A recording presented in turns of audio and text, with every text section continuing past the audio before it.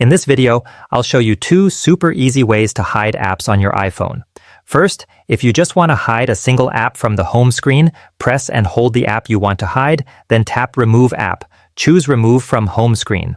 Now the app is gone from your home screen, but it's still available in the app library. But if you want to hide an entire page of apps, press and hold on your home screen, then tap the dots at the bottom. All your pages will appear. Simply uncheck the page you want to hide.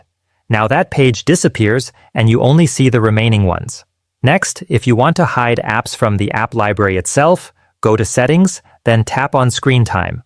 Select Content and Privacy Restrictions. If you want to hide default apps like FaceTime, go to Allowed Apps and toggle off the app you don't want to show.